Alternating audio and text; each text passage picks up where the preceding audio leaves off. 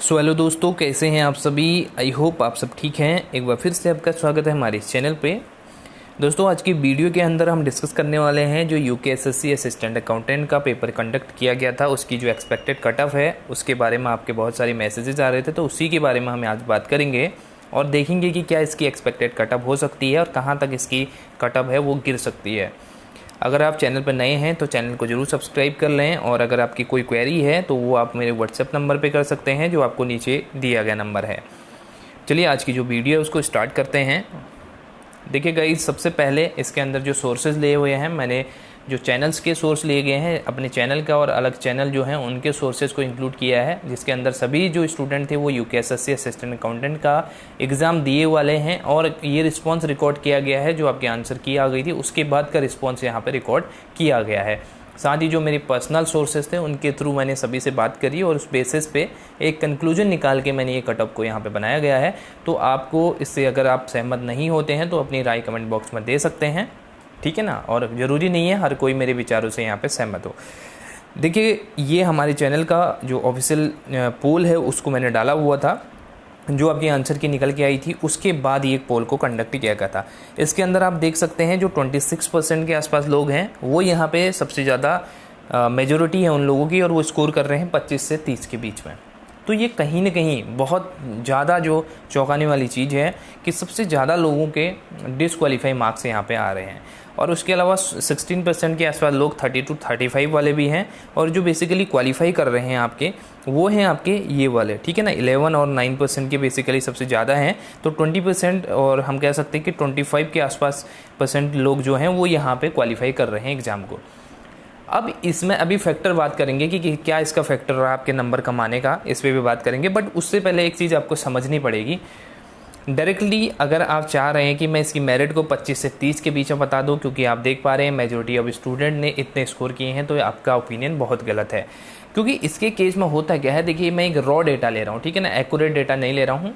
जैसे मान लेते हैं हमारे पास 9000 के आसपास जो स्टूडेंट ने एग्ज़ाम दिया, ठीक है ना, तो उसके अंदर हमारे पास 9 की 9000 सीटें अवेलेबल नहीं है। अगर हमारे पास 9000 में से 9000 की सीटें होती तो मैं सीधा सीधा बोल देता कि हमारी मेरिट 25 से 30 के बीच में रहेगी, क्योंकि मेजॉरिटी ऑफ स्टूडेंट ने इतने स्कोर यहाँ पे किया है, इसमें कोई कन्फ्यूजन नहीं था। बट आपके पास सीट्स क्या हैं, लिमिटेड हैं। आपके पास 550 से 600 के बीच में सीट्स हैं। बट जो स्टूडेंट अपीयर हुए ऑलमोस्ट 9000 के आसपास स्टूडेंट इसमें अपीयर हुए हैं। तो कहीं ना कहीं आपका जो कंपटीशन है बहुत ज़्यादा कंपटीशन इसके अंदर है, ठीक है ना। और हर एक को एक सीट नहीं मिल सकती इसके अंदर। तो इसके केस में हमें जो एक तरह से है कट ऑफ है वो एवरेज के तौर पे देखने को मिलेगी। एवरेज के तौर पे हमें चलना पड़ेगा, क्योंकि अगर हम इतनी नीचे मेरिट को गिरा देते हैं, इतनी नीचे हम कट ऑफ को ले जाते हैं, तो इसका मतलब हो गया कि इनको हमने इग्नोर कर दिया। तो ये कहीं से कहीं तक ये कट ऑफ का केस नहीं बनता है, क्योंकि बहुत सारे लोग बोल रहे हैं कि स्टूडेंट जो है क्वालिफाई ही नहीं कर रहे कोई, तो उस केस में कट ऑफ हम क्या बताएं। तो ये क्या है, ये आपके जो 45 से 50 ला रहे हैं या 50 to 55 ला रहे हैं, 55 to 60 लेके आ रहे हैं, तो कहीं ना कहीं ये भी तो आपके स्टूडेंट्स हैं, इन्होंने भी तो एग्ज़ाम दिया है, और ये कुछ परसेंटेज नहीं है, 20 से 25 के बीच में परसेंटेज है आपका, अगर आप इसको काउंट कर सकते हैं तो, ठीक है। तो ये चीज़ें इनको भी इसमें इंक्लूड करना पड़ेगा हमें। हाँ, वो बात अलग है कि इसमें मेजॉरिटी ऑफ स्टूडेंट्स जो थे उनके मार्क्स यहाँ पे क्वालिफाई मार्क्स से भी कम आ रहे हैं, ये बहुत बड़ी बात है। अब समझते हैं इसके क्या यहाँ पे कारण रहे कि आपके मार्क्स इतने कम आए। इसके बेसिकली 2 रीज़न रहे, जिसको मैं बहुत पहले से आपको समझाते आ रहा हूँ, और लास्ट दिन जिस दिन मैंने पेपर था आपका उससे पहले रात को मैंने आपको एक वीडियो दी थी, उसके अंदर भी मैंने आपसे बोला था कि ये गलतियाँ मत करना। कौन सी? सबसे पहली चीज़ तो ये कि आप लोगों ने, जितने लोग भी हैं उन लोगों ने क्या किया कि जो मैक्सिमम नंबर ऑफ वो थे अटैम्प्ट थे वो यहाँ पे कर गया आगे। आप लोग 90 अबव भी यहाँ पे अटैम्प्ट करके आए हैं, और एक्यूरेसी उसमें बिल्कुल 10, 20, 30% के आसपास भी एक्यूरेसी नहीं थी। तो उस केस में होगा क्या, आपने अटैम्प्ट किए हैं 90 के आसपास क्वेश्चन, और आपकी एक्यूरेसी है 10 से 20%, तो आप खुद यहाँ पे बता सकते हैं कि आपके नंबर यहाँ पे क्या बनने वाले हैं, क्योंकि पहले ही नेगेटिव मार्किंग आपके नंबर को खा जाएगी। और कुछ लोग लाइव सेशन के दौरान भी बोल रहे थे कि हमने यहाँ पे क्या किया है कि हम ज़्यादा से ज़्यादा क्वेश्चन करेंगे और तुक्के मारेंगे इस तरह से। तो वही रीज़न ये देखने को मिला है कि आपके एक साइकोलॉजी हमारी बनी थी कि हम सोच रहे थे कि अगर 4 क्वेश्चन ही गलत हो रहे हैं तो एक ही तो नंबर जा रहा है, तो इस केस में आपके सारे के सारे नंबर ये आपकी नेगेटिव मार्किंग खा गई। क्योंकि सही तो बहुत क्वेश्चन थे, सही तो मैं मेजोरिटी ऑफ स्टूडेंट्स की बात करूँ तो वो सही करके आए हैं, 50 से 55 के बीच में सही करके आए हैं, बट जो नंबर कम हुए हैं वो नेगेटिव मार्किंग की वजह से आपके नंबर कम हुए हैं। इस बात को आपको एक्सेप्ट करना पड़ेगा, ठीक है, पहली चीज़। दूसरी चीज़ क्या हुई कि मेरे पास 6-7 स्टूडेंट्स के मैसेज भी आए हैं अभी, जब मैंने उनसे रीज़न पूछा कि इतने नंबर कम कैसे आ गए आप लोगों के, तो उनका रीज़न ये है कि उन्होंने बोला कि हमने जो पेपर अटैम्प्ट किया वो बहुत कम क्वेश्चन अटैम्प्ट किए, बहुत कम क्वेश्चन अटैम्प्ट किए, और उसमें एक्यूरेसी उनकी लगभग 50% भी नहीं रही है। जैसे उन्होंने क्या किया, 60 के आसपास, 60 भी नहीं करी, 55 के आसपास क्वेश्चन को अटैम्प्ट किया, और उसमें भी एक्यूरेसी आपकी 50% के आसपास भी नहीं है। तो इस केस में क्या आप सेलेक्ट हो, मतलब क्या आपने होप की थी कि आप सेलेक्ट हो जाएंगे उस केस में? अगर आपको 100% एक्यूरेसी थी तब तो आप 50 to 55 भी करते तो आपका नंबर आ जाना था, आप यहाँ पे सेलेक्ट हो जाते पेपर के लेवल को देखते हुए, क्योंकि हर दिन का एनालिसिस मैं आपके सामने यहाँ पे रख रहा था, तो उस चीज़ को देखते हुए आपने इस चीज़ को लेना था और एक्यूरेसी आपने ज़रूर कंसीडर करनी थी। बट यहाँ पे जब आपने 55 अटैम्प्ट किए उसमें भी आपकी एक्यूरेसी नहीं है, तो फिर कहाँ से लॉजिक बनता है कि आपका सिलेक्शन हो पाएगा?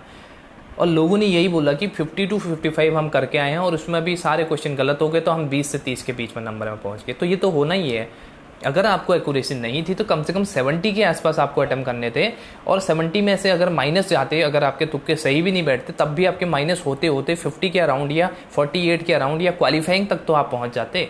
इतने कम अटेम्प्ट करने का कहीं से कहीं तक कोई लॉजिक ही नहीं बनता है, ठीक है। तो ये दो चीज़ें मैंने पहले भी आपको बोली थी, मैंने पहले ही कहा था अगर आपको एक्यूरेसी के साथ 50 से 55 या 60 तक आ रहे हैं तो बिल्कुल आप नेगेटिव मार्किंग वाले सेक्शन को चूज मत करना, उसके अंदर आपका तुक्के मारने की जरूरत नहीं है। हाँ, बट अगर आपको बहुत कम नंबर आपको आ रहे हैं, बहुत कम क्वेश्चन आपकी एक्यूरेसी के साथ आ रहे हैं, तो उस केस में छोड़ के नहीं आना है, कुछ क्वेश्चन कुछ लेवल तक आपको यहाँ पे अटेम्प्ट करना है पेपर को, ये मैंने आपको पहले भी बोला था। तो इस केस में जो मैक्सिमम रिस्पॉन्स है वो 25 से 30 आए, ये इसका रीज़न है, ठीक है। ये तो हमारे जो चैनल है उसका पोल था। अब एक दूसरे चैनल का पोल देखिए यहाँ पे, ये दूसरा चैनल है कोई, ये मेरे किसी फ्रेंड ने मुझे भेजा हुआ है। इसमें देखिए 48% के आसपास लोग हैं बिलो 40, वही कंडीशन यहाँ पे है और वही कंडीशन वहाँ पे भी है। और 18% में 40 to 45 है और 14% में 45 to 50 है। बेसिकली 24% के आसपास, 24 हम कह सकते हैं 25-26% के आसपास लोग इसमें क्वालिफाई कर रहे हैं, ठीक है ना। तो इस चीज़ को आप यहाँ पे कंसिडर कर सकते हैं। और सेम है, लगभग आपके एक ही जैसा रिस्पॉन्स यहाँ पे देखने को मिला है, चाहे हमारे ग्रुप में हो या चाहे अदर ग्रुप में हो।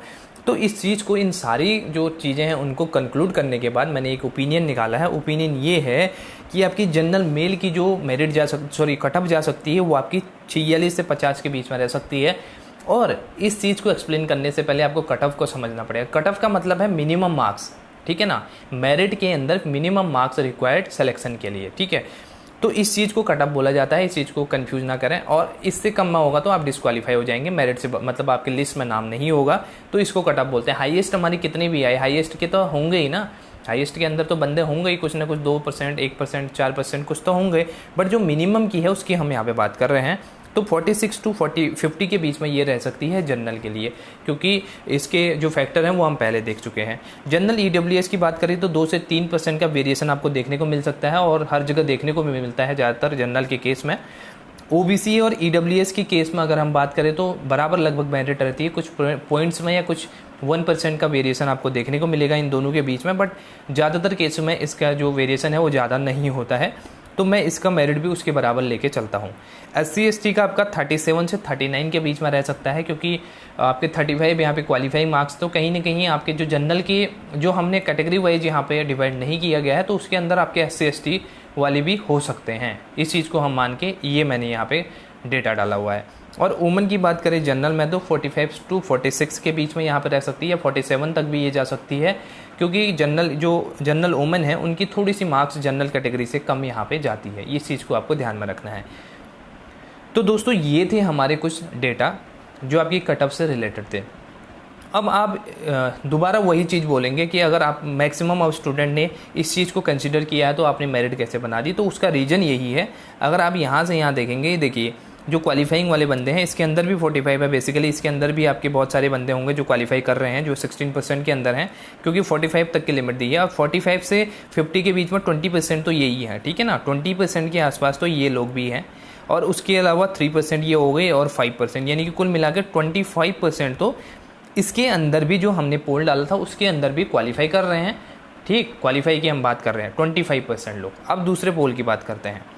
अब यहाँ पे देखिए, यहाँ पे क्या बात है, 45 से 50 के बीच में। अब यहाँ से यहाँ तक आप देख सकते हैं, कंसीडर कर सकते हैं 24 और 27, 29, 50, 30, 34 के आसपास, ठीक है ना। तो 34 के आसपास, 34% के आसपास भी इसमें एक रॉ डेटा हम बता रहे हैं कि 34% या 35% के आसपास भी इसमें क्वालिफाई कर रहे हैं। तो आप एक चीज़ को ध्यान में रख सकते हैं कि कंपटीशन बहुत ज़्यादा है, ठीक है। पोस्ट जो बंदे अपीयर हुए हैं, जो स्टूडेंट्स अपीयर हुए हैं, बहुत ज़्यादा हैं, पोस्ट हमारे लिमिटेड हैं। तो उस केस में जो फाइट बनेगी वो फाइट इसी बीच बन सकती है, ये मेरा अनुमान है, ठीक है। तो आप इस चीज़ से सहमत नहीं हैं तो अपने विचार को आप बता सकते हैं कमेंट बॉक्स में। बेसिकली सभी लोग कमेंट्स को ही रीड करते हैं, तो अपनी ओपिनियन और अपने मार्क्स जो आप शेयर नहीं किया जिसने, वो भी यहाँ पे शेयर कर सकते हैं। और इसमें कोई मैंने यहाँ पे फॉल्सिफिकेशन नहीं किया है, कोई अपना पर्सनल कुछ नहीं लगाया है। जो डेटा मेरे पास आया हुआ है उसी के बेसिस में आपको बता रहा हूँ। अगर 9000 के 9000 पोस्टें होती तो मैं सीधा सीधा यही बोल देता, बिलो 40 आपकी मेरिट जाएगी और इसमें किसी प्रकार की कोई पोस्ट नहीं बनने वाली है, आपकी वैकेंट रहने वाली सीटें, मैं ये कंसीडर कर देता। बट इसके अंदर आपको कंपटीशन जो फैक्टर है उसको भी यहाँ पे आपको, और लिमिटेड सीट्स के फैक्टर को आपको इंक्लूड करना ही पड़ेगा, ठीक है ना। तो ये सब कुछ था आपका मेरिट्स, जो आपकी कट ऑफ है उससे रिलेटेड। बाकी जो एक्चुअल कट ऑफ है वो तो बाद की बात है, वो तो बाद में ही पता चलेगी। और इसके अंदर 3 चीज़ें और हैं। सबसे पहली चीज़ क्या कि जो लोग 2 या 3 नंबर से डिस्क्वालीफाई हो रहे हैं उनका पूरा चांस है अंदर होने का, क्योंकि हर शिफ्ट में यहाँ पे 1 से 2 क्वेश्चन या 2 से 3 क्वेश्चन में यहाँ पे डाउट है और उसके लिए क्लेम सभी ने कर दिया होगा, ठीक है। जिसने नहीं किया तो वो भी डाल सकते हैं। 12 वाली शिफ्ट में भी, 13 वाले में, 14 वाले में भी, ठीक है। जितना पॉसिबल हो सकता है मैंने अपनी तरफ से पूरी हेल्प की आप लोगों की, ठीक। क्वेश्चन से रिलेटेड हो, प्रूफ से रिलेटेड हो, सब कुछ मैंने आपको प्रोवाइड करवाया है, पर्सनली भी, व्हाट्सएप पे भी। और उसके अलावा दूसरा फैक्टर जो आपका बनता है इसमें, देखिए जो आपके क्वेश्चन है वो आंसर चेंज होंगे, तो ऑब्वियस सी बात है अगर जो 1 या 2 नंबर से डिस्क्वालीफाई हो रहा है तो वहाँ पे अंदर हो सकता है, ठीक। होगा ही होगा नहीं कह रहा हूँ, हो सकता है अगर उसने वो सही कर रखे हैं तो। अब दूसरा फैक्टर इसके अंदर ये है कि कुछ हिंदी मीडियम के स्टूडेंट्स हैं, जैसे उनके कुछ क्वेश्चन, जैसे कैपिटल को राजधानी लिख दिया है, कुछ ऐसे क्वेश्चन हैं, 3 से 4 क्वेश्चन या 4 से 5 क्वेश्चन जो हैं वो ड्रॉप आउट भी हो सकते हैं। अगर उस पर यहाँ पे कुछ एक्शन हुआ तो वो ड्रॉप कर दिए जाएंगे क्वेश्चन, क्योंकि पहले भी ऐसा किया जा चुका है। जो इररिलेवेंट चीज़ें हैं वो यहाँ पे ड्रॉप आउट कर दी जाती हैं आयोग के द्वारा। तो वो अगर क्वेश्चन अगर ड्रॉप होते हैं सभी को बोनस मार्क्स मिलेगा, चाहे उसने किसी ने सही आंसर किया था या नहीं किया था, तब भी क्वेश्चन में बराबर यहाँ पे नंबर मिलेगा, सभी को मिलेगा। तो उस केस में भी आपके मार्क्स बढ़ सकते हैं, ठीक है। तो ये कुछ फैक्टर आपके इससे रिलेटेड हैं जिनको आपको यहाँ पे कंसीडर करना पड़ेगा। तो अगर आयोग आपकी चीज़ों को, आपके जो क्लेम्स हैं उनको कंसीडर करता है तो आपके लिए अच्छा है। और इसमें दूसरा फैक्टर वाइस वर्सा फैक्टर भी है, जिनके अभी उस ऑप्शन को लेके, उन सारे ऑप्शंस को लेके अच्छे मार्क्स बन रहे थे, तो हो सकता है जो आपके रेक्टिफाई हो गए हैं आंसर तो उसमें उनके कम हो जाए। तो ये चीज़ें भी देखने को मिल सकती हैं। तीसरा जो मोस्ट इंपॉर्टेंट फैक्टर है वो है नॉर्मलाइजेशन का। नॉर्मलाइजेशन देखना पड़ेगा कि कौन से शिफ्ट को फ़ायदा है, कौन से शिफ्ट को यहाँ पे नुकसान होता है। नॉर्मलाइजेशन का फॉर्मूला मैं कल जो मैंने UPPCL की पोस्ट डाली हुई थी, उससे नोटिफिकेशन डाला था, उसमें मैंने समझाया था, फॉर्मूला भी आपको दिखाया था कैसे नॉर्मलाइजेशन होता है, ठीक है। तो वही चीज़ यहाँ पे अप्लाई की जाएगी और देखना पड़ेगा, ये तो आयोग ही बताएगा कि कौन सी शिफ्ट में नॉर्मलाइजेशन का फ़ायदा होता है, कौन सी शिफ्ट में यहाँ पे नुकसान होता है। तो ये तो बात की बात है, ये कुछ फैक्टर हैं आपको जो कंसीडर करने पड़ेंगे, ठीक है। तो इसके बेसिस पे ये सब चीज़ें आप देख रहे हैं। आई होप कि आपको थोड़ा आइडिया लग गया होगा किस तरह चीज़ें वर्क करती हैं। अब डायरेक्टली जैसे कुछ आपके कुछ लोग बोलेंगे कि आपको डायरेक्टली जो बिलो 40 वाले हैं वो सारे के सारे 48% हैं, मेजोरिटी हैं, तो आपकी सीटें सारी वैकेंट रह जाएंगी। ऐसा कुछ नहीं है। जो आपकी नंबर ऑफ पीपल हैं वो आपके 45 से ऊपर भी काफ़ी लोग हैं, ठीक है। तो इस चीज़ को आपको ध्यान में रखना है। बाकी अपनी राय कमेंट बॉक्स में ज़रूर दें। वीडियो पसंद आती है तो लाइक करना ना भूलें, और चैनल पर नए हैं तो एज ऑलवेज चैनल को सब्सक्राइब कर लें, और टेलीग्राम चैनल को ज्वाइन करना चाहते हैं तो लिंक डिस्क्रिप्शन बॉक्स में मैं दे दूँगा आपको। Thank you so much for watching. मिलते हैं नई वीडियो के साथ, तब तक आप बने रहिए चैनल के साथ। Take care, bye bye.